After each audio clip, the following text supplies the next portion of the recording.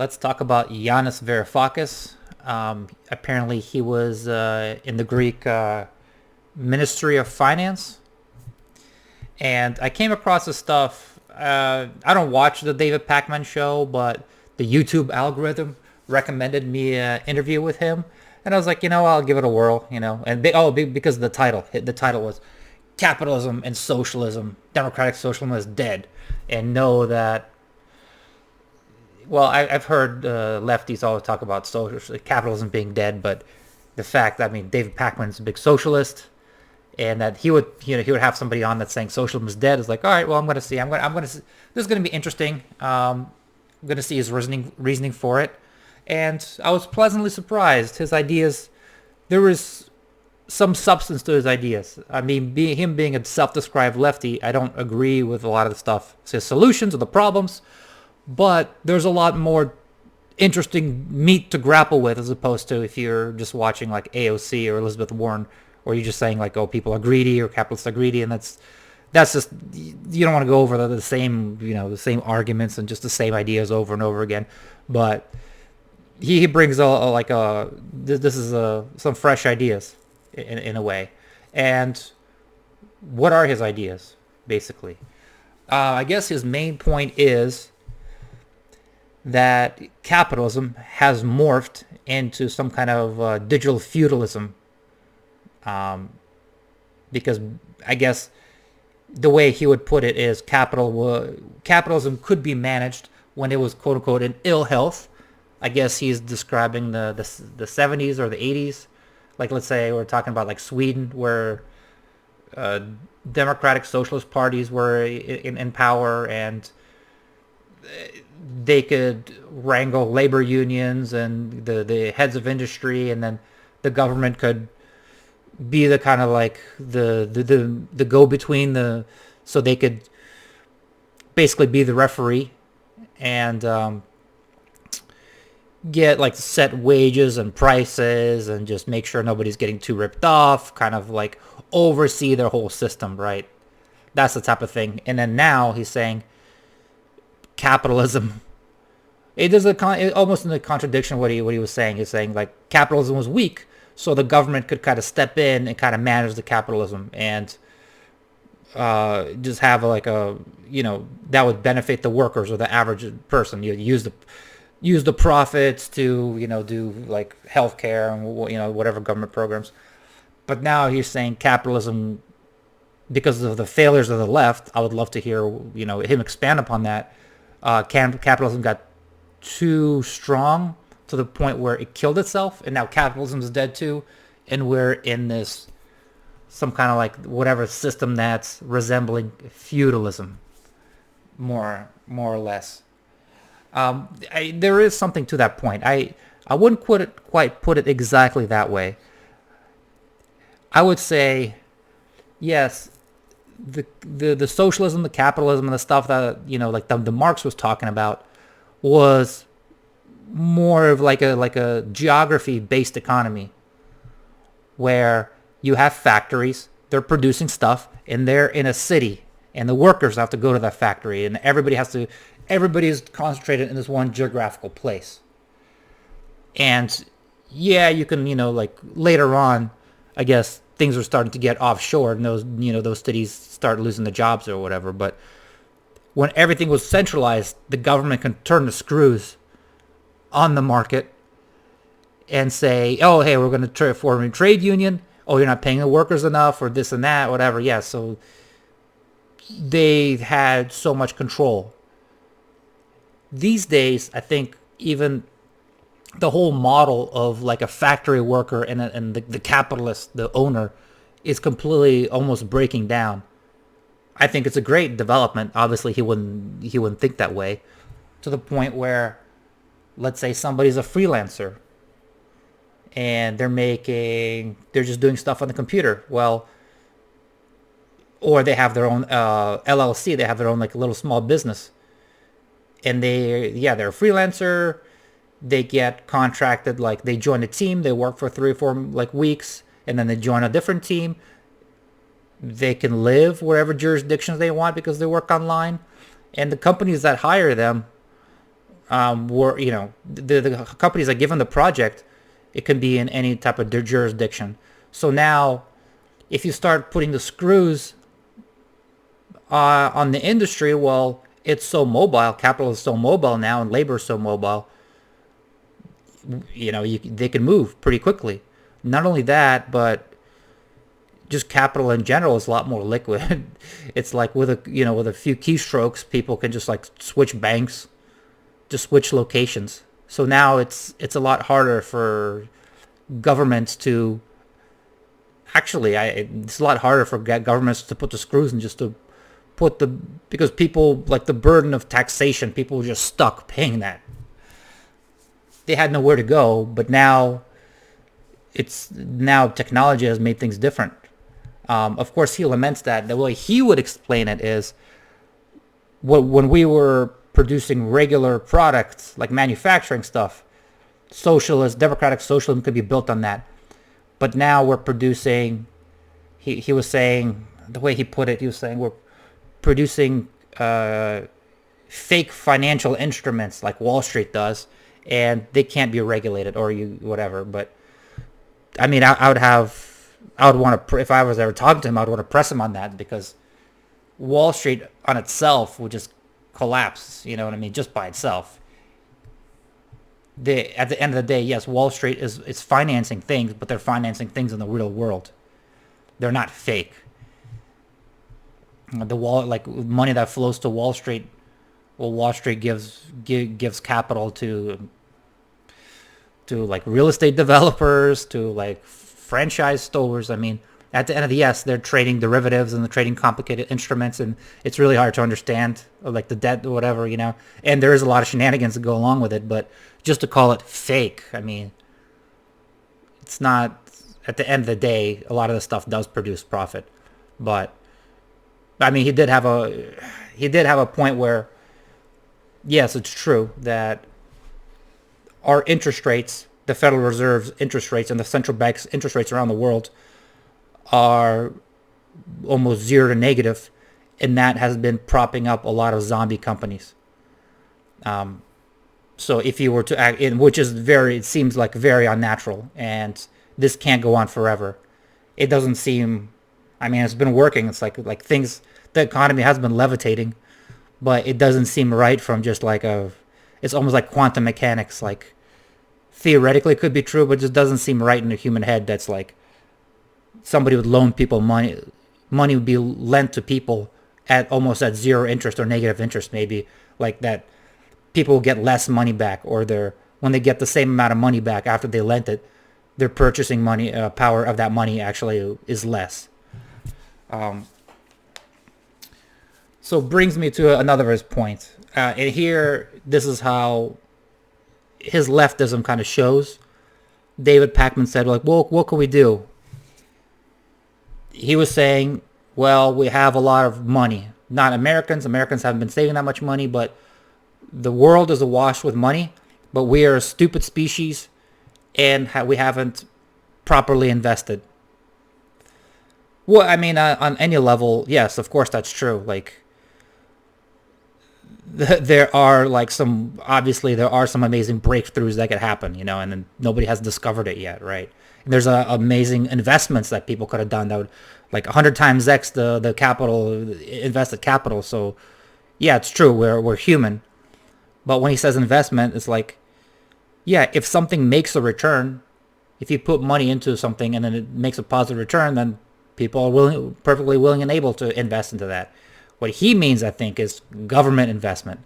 And then that's, as any kind of leftism, is probably where it's kind of skating on super thin ice here, because he was just rattling off like, oh, Germany needs 5G infrastructure. They haven't invested in that. Or, he said, yeah, but not investments like airports. I would love to press him on, like, well, what type of investments do the governments do that are actually wasteful? You're saying airports? What else? Because the left is pushing, let's say, Joe Biden for the Build Back Better. Well, it's nothing but infrastructure. It's nothing for like stuff like airports and whatever. You know what I mean? So,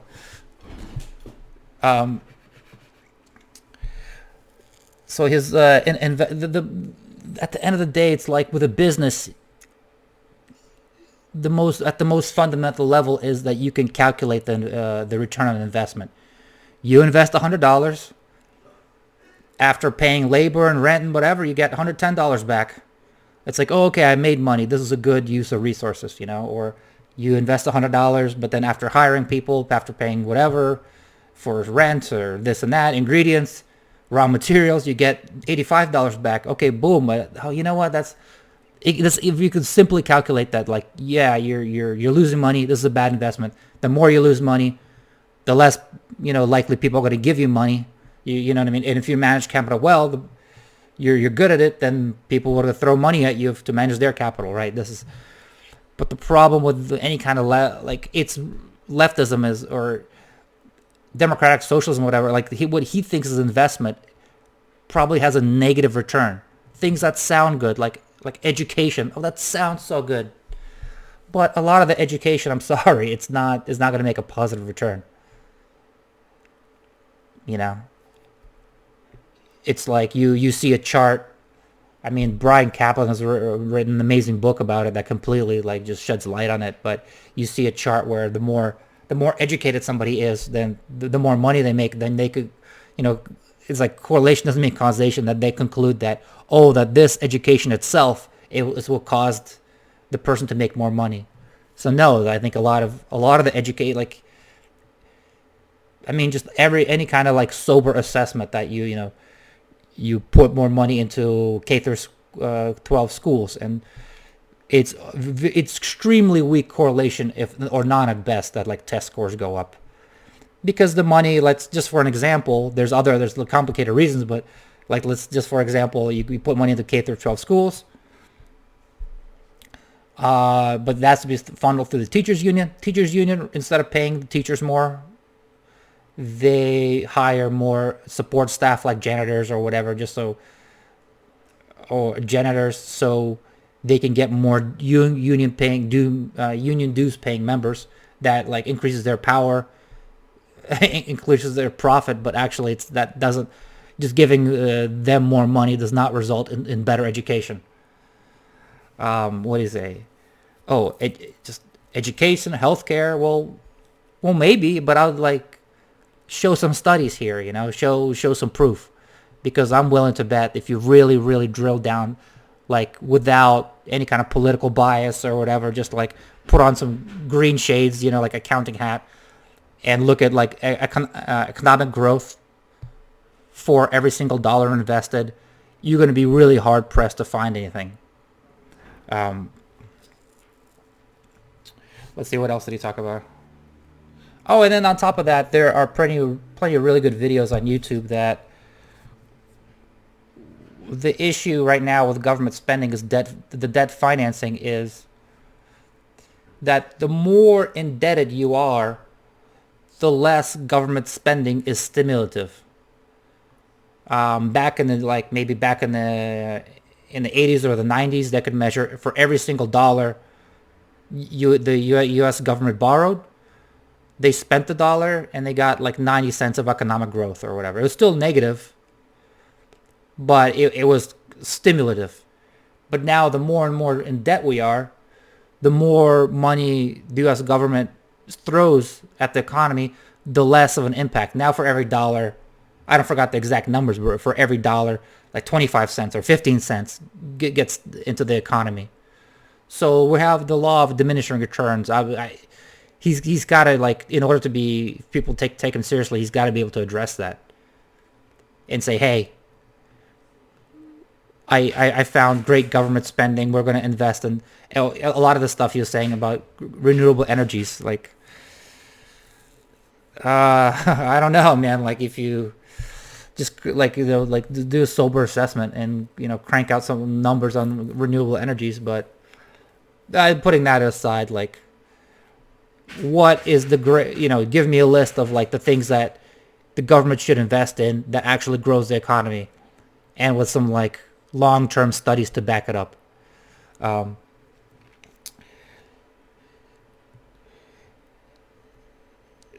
Oh yeah, so basically he ended his talk on crypto. And apparently he's just saying he's not a fan because he believes, I mean, I guess as a Greece finance minister, as any kind of central planner, yes, they do believe that you when the economy gets into a recession, the government does need to stimulate the economy by printing a lot of currency units. And he brought up the Great Depression as an example, which in the United States, the Great Depression in the 1920s, a lot of the theories, even though high, like, legit economists still argue over this. It's not like a settled history or anything, but Milton Friedman and some other people said, like, well, what caused the recession was government foolishly tightening up the money supply, and it caused less liquidity. So therefore, we had the Great Depression, the Dust Bowl, and saying cryptocurrency will be a disaster because there's only a certain amount, like let's say Bitcoin, there's only 21 million units possible. So if we get into a recession, you can't. The government has no control to create more currency units, so we're gonna get depressions. That's not to say that. I mean, it's a complicated point. That's probably way beyond my pay grade. I would say that there's other schools of economic schools, like the Austrian school, that would rebut was saying that the whole reason we get a economic boom, is because artificially low interest rates. And at a certain time, there's not enough resources to fund all these projects. And so a crash will come anyway. So it is possible, hypothetically, that if you don't have the government meddling with interest rates, they can't set them too low. They can't ever be too stimulative. So while you won't get like these like euphoric booms, you won't get the busts. I mean, the Federal Reserve was created to stop the boom and bust cycle, but ever since they've been created, they've been having worse and worse crashes. So maybe these economists are a bit fringe, but maybe that's not the mainstream view. But it's not. I wouldn't say that it's like it's like solid science, sounds economic science, that the Federal Reserve is properly managing everything. And obviously we are having these boom and bust debt cycles. But I mean, overall, I think I'm going to like watch a lot of his videos. He has a lot of things to grapple with. I am interested. He said, like, David Pakman said, like, okay, well, if democratic socialism is dead and we can't, our economy, the way our economy is like Wall Streetized, and we have Facebook or which I don't like. I don't understand, like, his thing about Facebook. Yes, Facebook is annoying. They're annoying as far as like censoring some of the opinions, or just like censoring or booting off people, or not a free speech platform. But hey, I mean, how bad? I mean, it's a platform that you don't have to pay anything for. So I fail to understand how much of a problem, if somebody's providing a free service, I mean, is it about like molding the opinion? Is Facebook letting some political views on, or censoring other political views? So it's more like a political thing. But as far as like purely economic thing, I fail to see if somebody's just using a free product. He did also have a jab against, I mean, being a lefty, you have to knock Amazon, which is, that's another thing I really didn't understand about it. He was saying that Amazon is complete feudalism, digital feudalism, where you go log on to Amazon and only all the prices are set by Amazon. Everything that you see has to be approved by Amazon, and the list you see or whatever, like everything is like he's saying, like imagine if you go outside and the air and the sidewalk and everything around you is owned by one person. But just factually, that's not true. Amazon is just a marketplace. They do not set all the prices. I mean, sure, they have some basic products like keyboards and whatever that they make them, they source themselves and set their own prices. But no, anybody can start an Amazon store and sell doors or speakers or whatever, and you can obviously set your own price. Do they have a lot of control over it? It's like if they don't like you, they can boot you and your business is going to be seriously hurt. Sure, but Amazon, I mean, the reason why people use it, it's amazing. It's so good. Like, for example, this microphone that I'm using, it's like I ordered it and it was there the same day. I mean, I could have bought it from Best Buy. I could have bought it from a different store, but it's just think about how many lives are improved by this Amazon service. And it's making Walmart and these other companies step up their game, and now Walmart and Whole or whatever, they're going to be competing too. And how long is Amazon going to be around? Well, not forever, if history is any guide. Walmart killed Sears and Sears killed whatever. It's like a chain thing. It's not. You always want to seem that, this is like the final. The history ended, and Amazon's going to be the monopoly till the end of time. I would actually counter him in saying the only way Amazon would be around forever if the government gets involved in it and starts regulating it and killing its competition, and then it would get shitty, the prices would get more, and then it would remain forever. If you don't touch it, somebody will come along and knock it off its perch. Just the same with Facebook. If you ever listen to Vox, those lefty podcasts, you would happen to hear a commercial from Facebook saying that Facebook wants to be regulated. But why is that? Do you think they should not ring alarm bells? No, Facebook wants to be regulated because they want to have some kind of super burdensome content moderation. So you have to hire thousands upon thousands of people to monitor everybody's posts. So they already have that set up, and new and young social media networks don't, and then they'll be regulated out of existence. So if the only way, like if this guy's afraid of Facebook and hates Facebook, just make sure the government doesn't touch it, because otherwise it's going to be a permanent monopoly. But overall, I mean, I'm going to look into more of his videos. He's interesting. I really want to hear as far as if he's saying that he's a lefty, democratic socialism is dead. What comes next? And he said he wrote a book about it. I'm going to check it out. I don't have high hopes. I think it's going to be some crazy form of communism or whatever, or some one global government where capital can't flee to a different country where it's treated better. But all right, let me know what you think about him.